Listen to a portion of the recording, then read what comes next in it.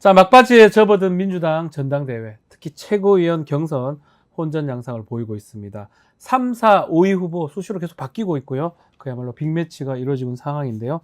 한순간도 방심할 수 없는 손에 땀을 쥐게 하는 아찔한 경선 레이스. 막판에 좀 스포트를 내면서 존재감을 드러내는 두 분 스튜디오에 직접 모셨습니다. 김병주 더불어민주당 최고위원 후보, 전현희 더불어민주당 최고위원 후보 두 분 나오셨습니다. 안녕하십니까? 네, 안녕하세요. 자, 이제 다 오긴 다 왔는데 보는 분들도 긴장감이 아주 있는 것 같아요.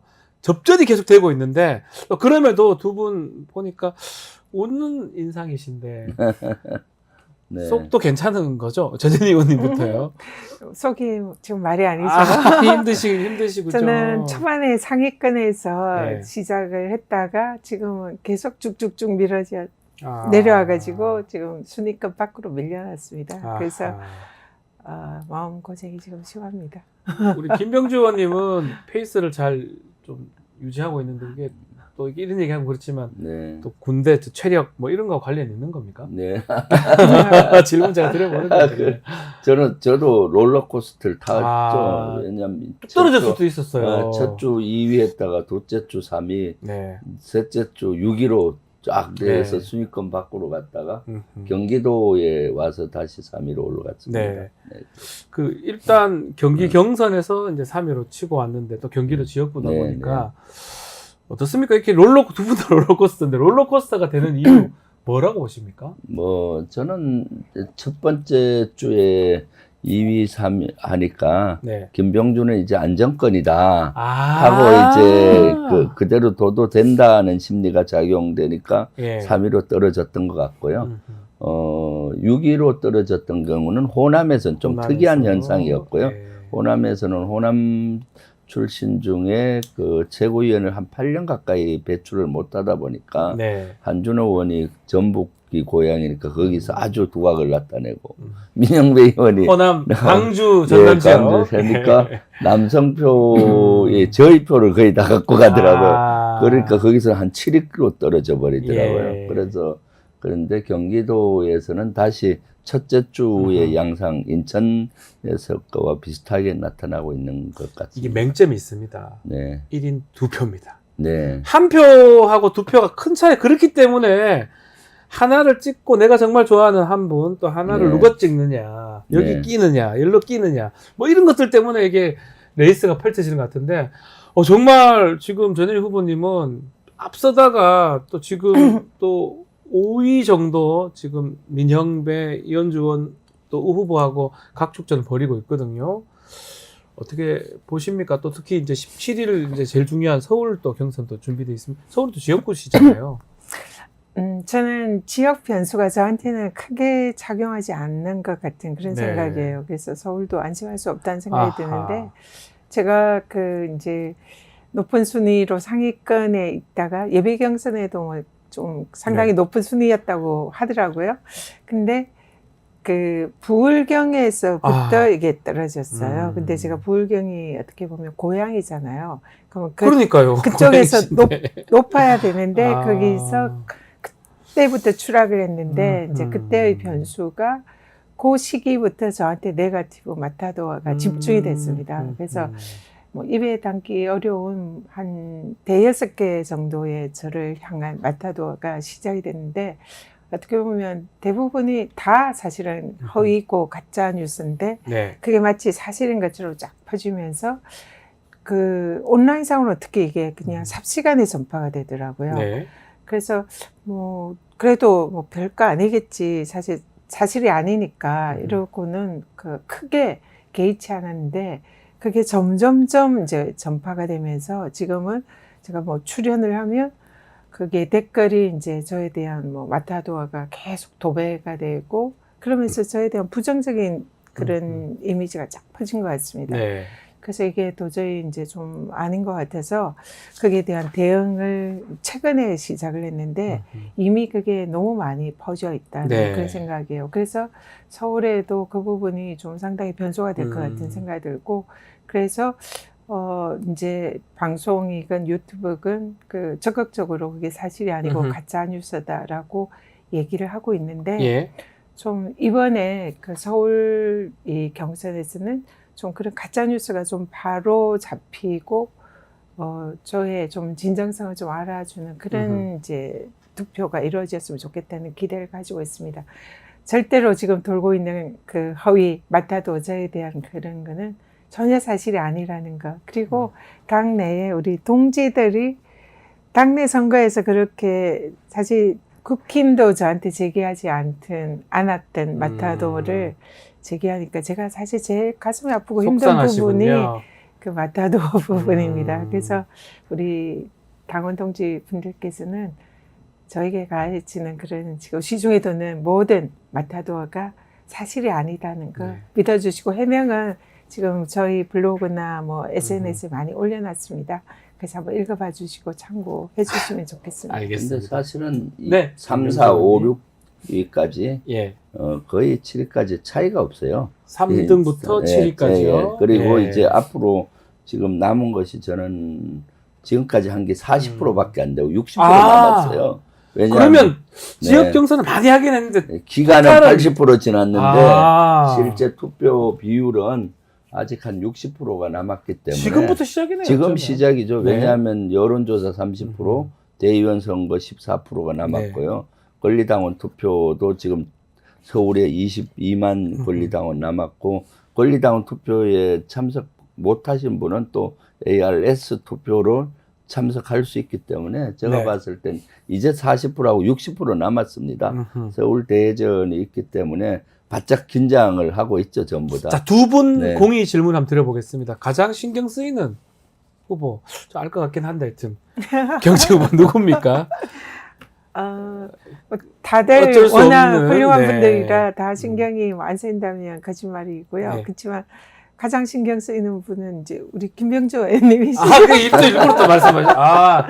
워낙, 좋은 의미에서 신경 쓰인다는 거죠. 워낙 훌륭하신 분이고 저랑 이렇게 함께 음. 대담도 많이 하고 토크도 많이 했는데요. 할 때마다 네. 진짜 그 탁월한 그 경륜 인품에 제가 늘 존경을 하고 있습니다. 근데 워낙 이제 치고 올라가시니까 부럽기도 하고 그래서 네. 경기에서 표를 많이 얻으셨으니까 네. 서울에서 좀 표 좀 나눠주시면 감사하겠습니다. 김병주 후보님은 어떻습니까? 누가 가장 신경 저는 씁니까? 조금 전에도 말씀드렸지만 네. 3, 4, 5, 6, 7위까지 다 같다. 점수 차이가 거의 없습니다. 네. 한준호 의원, 전현희 의원, 이현주 의원 등등 해서 네. 차이가 많지 않기 때문에 아주 각별히 신경을 쓰고 있죠.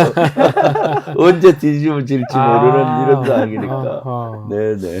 자, 그리고 최고위원 되시면 제일 먼저 하고 싶은 거 뭐 좀 말씀 좀 들어봐도 될까요? 이게 사실 최고위원은 네. 우리 이제 민주당이 앞으로 차기의 지방선거 대선 승리를 그렇죠. 견인해야 하는 책임이 있는 자리잖아요. 그래서 사실은 해야 할 일이 저는 이제 크게 나누면 이 개혁과 민생 두 가지다 생각합니다. 근데 민생은 앞으로 우리가 이제 승리하기 위한, 집권하기 위한 그런 이제 전략으로 국민들 지지를 얻어야 하는 이런 부분이고요. 예.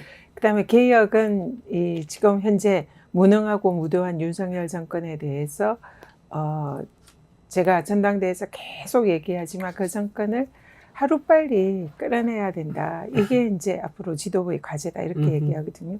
근데 시간 순서상으로 보면은 이 개혁 과제가 훨씬 더 중요하고 신속히 이루어져야 된다.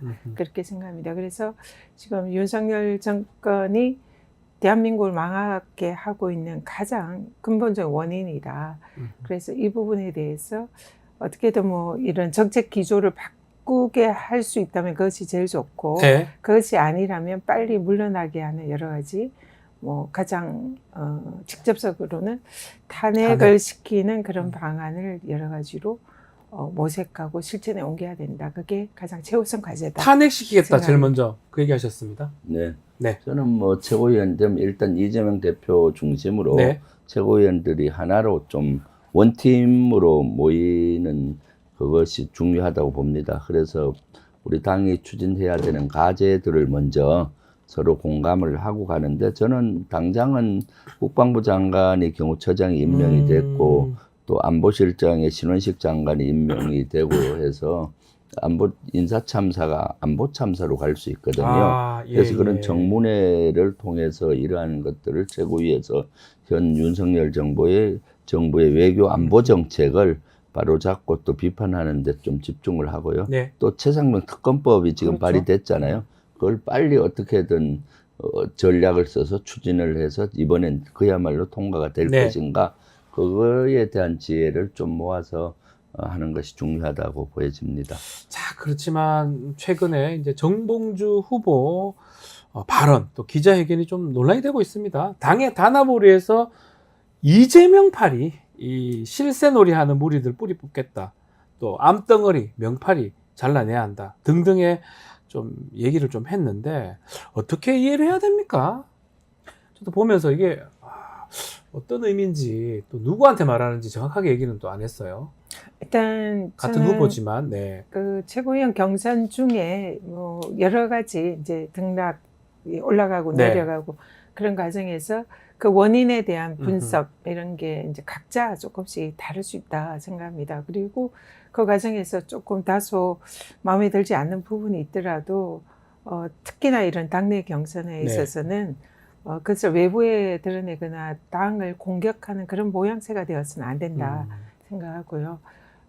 그리고 또 저도 개인적으로는 이 경선 과정에서 정말 참기 힘든 이런 맡아도 그것도 내부의 동지와 경쟁 뭐 캠프 이런 데서 이제 제기되는 이런 정말 저로서는 참기 어려운 그런 모욕적인 그런 게 많이 있지만 그걸 제가 그 외부에 뭐 이런 일이 있다 이러면서 공격하고 하는 것은 저는 옳지 않다 생각하거든요. 그런 부분은 특히나 동지들에 대해서는 인내하고 또 포용하는 것이 중요하고 또 특히나 우리 민주당의 경우에는 야당으로서 앞으로 차기에 집권할 수 있는 그런 가능성을 가지고 지금 싸워 나가야 하는 외부와 투쟁해야 되는 그런 예.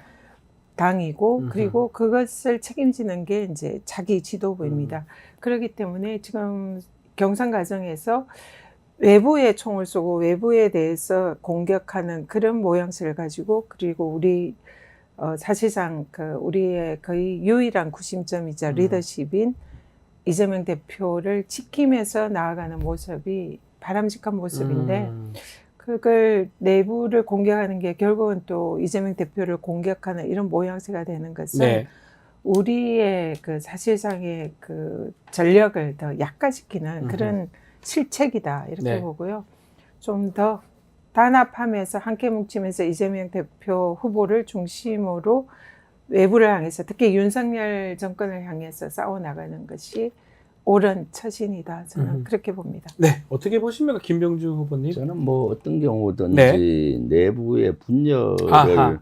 조장하는 단어를 쓰는 것은 예. 아주 누구든지 부적절하다고 봅니다. 그래서 명파리를 잘라내야 한다, 이런 건 내부의 분열을 조장할 수 있는 그렇게 인식이 그런 될 수 있으니까요. 인식이 될 수 있잖아요. 그래서 그런 것들은 부적절하다고 보는데 네. 실제 그 일부 커뮤니티에서 이렇게 도는 열성 지지자들 또는 강성 지지자들을 지목한 것 같지는 않고요. 예. 그래서 일부 민주당 내 일부 이런 뭐 선거 과정에서의 세력을 의미하지 않나 하는데 뭐 정확한 의미는 모르겠고 한번 봉주 후보의 의견을 들어봐야 될 것 같고요. 저는 사실 전당대회 중간에도 내부의 어떤 이런 분열보다는 지금도 윤석열 정권과 국민의힘을 향해서 저는 계속 비판하고 그 총구를 그쪽으로 돌리고 있거든요. 네. 예를 들면 장관 임명에서부터 뭐 등등 여러 가지 실책을 하는데 그것이 바람직하고요. 지금 사실은 뭐 밖에서 우려하는 것만큼 우리 후보자들이 이렇게 분열되고 그런 건 같지는 않고 서로 격려해주고, 저도 전현희 의원님 만남 늘 격려 얘기하고 서로 힘내자고 하고 욱적욱적 하고 있거든요. 네. 지금 이제 얼마 남지 않았는데 좀 더 후보들 간에 이렇게 단합되고 이런 모습이 좀 필요하다라는 생각이 듭니다. 네. 약간 또 이 경선 과정에서 뭐 이재명 대표의 어떤 그런 이 발언이라고 해야 되나요? 뭐 표가 좀 부족하네, 그렇게도 누구한테 쏠렸고 뭐 이런 것들에 대한 약간 서운함, 이런 것들을 또 방송에 또 다른 사람을 통해서 전달이 되고 이런 부분이 이제 문제인데 사실은 두 표라서 이게 또 맹점인 것 같아요. 한 표는 누구고 한 표 플러스 한 표 더 뽑고 이런 네. 거 그러다 보니까 말씀처럼 마타도도 있고 또 공격도 있는 것 같습니다. 정봉주 후보 하여튼 앞으로 또 어떻게 될지 좀 봐야 될 것 같은데 뭐 이제 제가 알기로는 그 전당대회 때도 좀 토론회나 뭐 연설 같은 거 있지 않습니까? 네. 연설하고 토론회는 한번 이미 끝났고요. 끝났고요. 토론회 할 때는 그 당시 초반이라서 네. 아주 서로 격려해주는 단어로 음흠. 했었고요. 그 다음에 연설회에서는 뭐 큰 그런 거는 없었던 것 같아요. 네. 네, 네. 알겠습니다. 네. 좀 뭐 어떻게 좀 잘 좀 진행이 되기를 좀 바라면서 좀 현안 얘기도 좀 드려보겠습니다. 이 전당대회에서 최종 채택할 강령 개정안에 기본사회를 민주당 추구할 지향점을 제시도 하고 있고 눈에 띄는 게 이 10년 향후 10년 입 후보 제재 규정을 이 경선 불복 후보자에서 공천 불복 후보자로 바꾼다 이런 내용이 담겨져 있는데 이거 어떻게 봐야 됩니까? 일단 지금 기본 사회가 이 당의 이제 기본적인 정강 정책이 네. 되는 거는 저는 굉장히 필요한 일이다 생각하고요. 지금 윤석열 정권에서 민생이 도탄에 빠지고 많은 국민들이 먹고 살기 힘든 그런 상황이 지금 되어 있는데 네. 민주당에서는 거기에 대한 일종의 대안이랄까 대책이 국민들에게 기본소득이라든지 또 우리가 최근에 민생지원금 이렇게 이제 본회의에 통과를 시켰는데 네. 그런 부분에 관해서 국민들이 좀 기본적으로 일정한 뭐 적은 양이지만 그런 소득을 가지고 경제의 윤활유를 만드는 이런 것이 저희 민주당의 대부분의 의원들이 공감하는 그런 정책입니다. 그리고 우리가 민주당이 집권하면은 앞으로 그런 국민들에게 기본적으로 뭐 복지나 뭐 또 적은 금액이지만 그런 소득을 네. 이렇게 줘서 경제의 하나의 그런 윤활유처럼 하는 이런 정책으로 가는 게 민주당이 앞으로 차기 집권에 있어서 중요한 전략이 될 수 있는 부분이고요. 네. 그것을 당의 정강 정책에 이렇게 넣는 것은 우리 대부분의 의원들이 동의하는 그런 내용입니다. 그리고 이 공천 관련해서는 네. 사실은 이제 경선에 불복하면 그는 법에 지금 의해서도 선거법에 그렇게 돼 예, 있죠. 그렇게 네. 이제 그 다시 못 선거에 나오게, 출마하지 예. 못하게 되어 있어서 그게 반영이 됐는데 근데 공천 과정에서는 경선도 있지만 또 뭐 전략 공천도 네. 있고 다른 형태의 공천도 있기 때문에 그런 부분이 사실은 경선 불복과 거의 유사한 그런 이제 공천하는 당의 입장에서는 사실 비슷한 일이거든요. 그래서 그 부분이 좀 정확하게 이 당의 정강 정책에 그 허점 네. 그런 거를 이번에 새로 정비하는 그런 의미가 있고요. 그게 뭐 특별하게 뭐 어떤 것을 겨냥한다든지 논쟁을 불러일으킬 만한 그런 사안은 아니다 이렇게 생각합니다. 김병주 후보님께는 지금 최근에 좀 문제가 되고 있는 친일 논란, 특히 윤석열 대통령이 이 디플로매트라는 외교 전문지에서 기시다 내각이 발견한 완벽한 공범이다. 이 부분입니다. 뉴라이트 인사로 행정부를 가득 채웠다. 기사가 있었는데 또 전문가이시기도 하니까요. 어떻게 보십니까? 이런 기사 등등 뭐 사도강산 얘기도 그렇죠. 마찬가지고요. 저는 현 정부의 네. 가장 큰 맹점 중에 하나가 지금 일본과의 관계에서 친일을 넘어서 숭일 정책으로 가고 있다. 숭일 받든다는 뜻이죠. 숭일. 그런 거로 가고 있어서 너무 우려가 되고 네. 있습니다.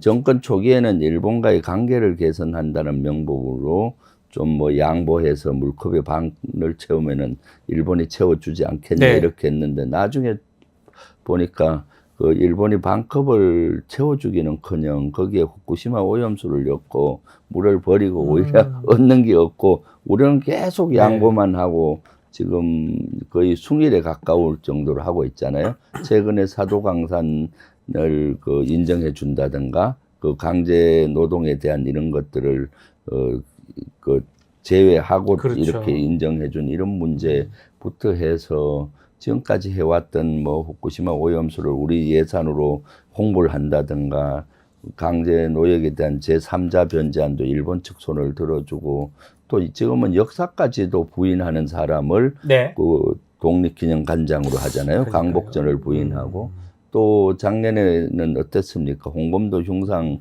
육사에서 철거하고 독립영웅 철거하는 이런 네. 독립영웅들의 그 기록도 제거하려고 하고 있고요.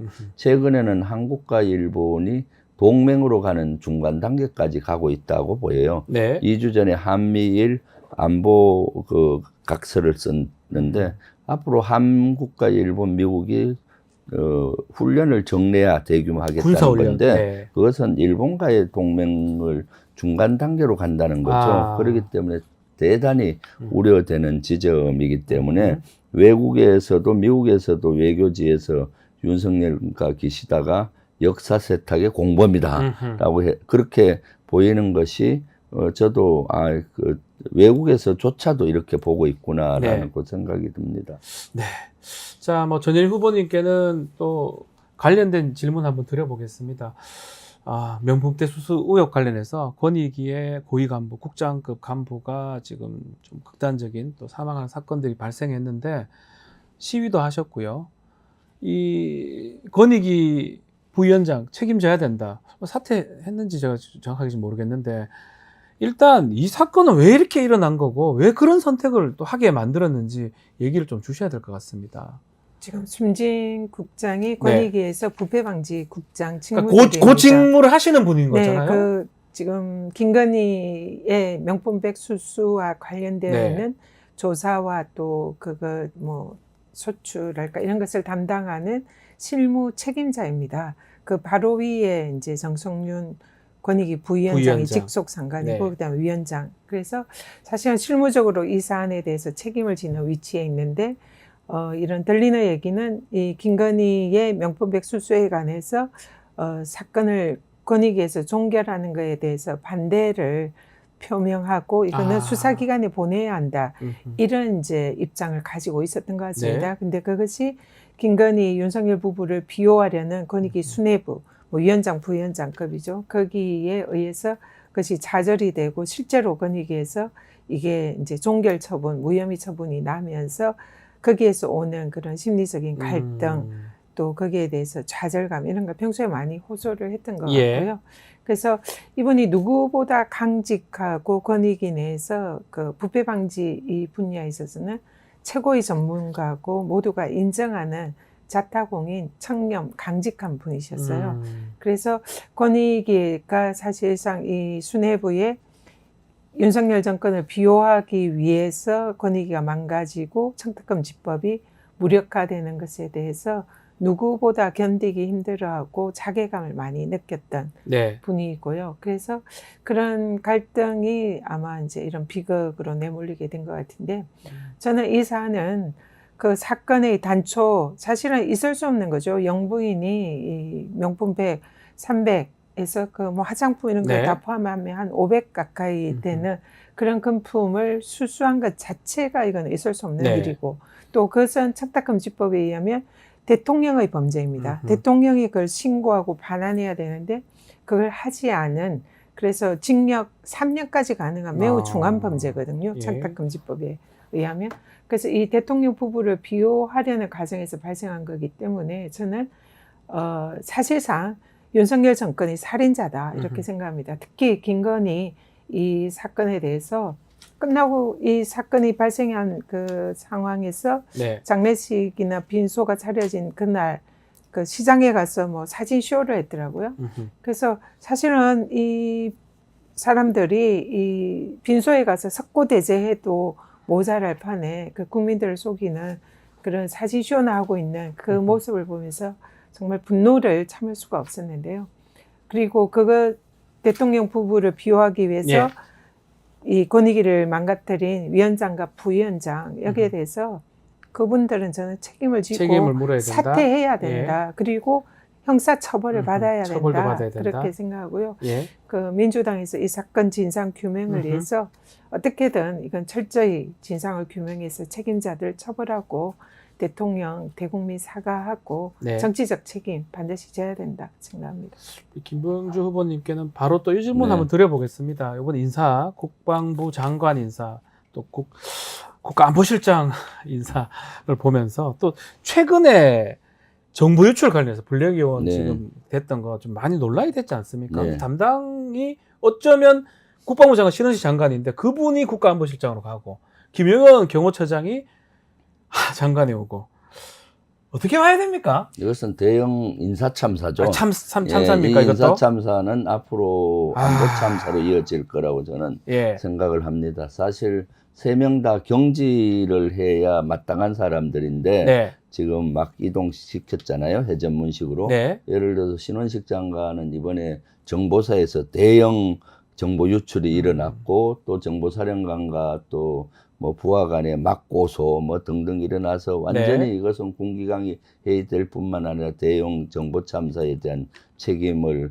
져야 돼서 경질을 해야 되는데 안보실장으로 영전을 시켰잖아요. 시켰고. 거의 영전이나 마찬가지잖아요. 네. 가장 큰 문제 중에 하나는 또 경호처장 김용현을 국방부 장관으로 오는 거는 큰 문제라고 봐요. 더 큰 문제입니까? 예, 저는 어제 기자회견도 하고 국방위 차원에서 네. 4대 불가론을 제시했어요. 네. 김용현은 4가지의 큰 문제가 있다는 거죠.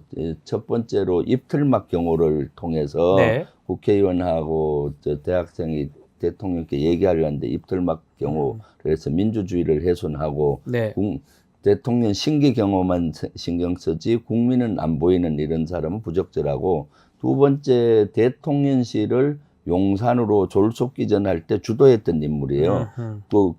그러니까 국방부 건물을 뺏어서 들어갔잖아요. 네. 국방부 사람들 다 쫓아내서 합참으로 갔고, 합참 사람들은 또 사무실이 없으니까 다른 시설을 또 가고 이렇게 했는데 쫓아낸 사람들의 수장이 어떻게 됩니까? 아하. 또 저녁에 자는 집도 마찬가지예요. 경호처장은 해병대 사령관 집을 강탈하다시피 쫓아내고 들어간 이런 사람이 어떻게 되겠습니까? 더 큰 것은 최해병 특검법과 관련돼서 외압의 핵심 관계자예요. 아하. 그럼 공수처에서 곧 조사가 된 피의자가 될 수도 있고, 특검법이 되면 핵심 피해자가 될 수 있는 사람이 국방부 장관으로 간다는 건 큰 문제고요. 또 이제 윤석열 대통령의 친정체계, 네. 중앙부 친정체계 구축되는 게 큰 문제입니다. 이미 방첩사령관은 중앙부고요. 또 중앙부입니까?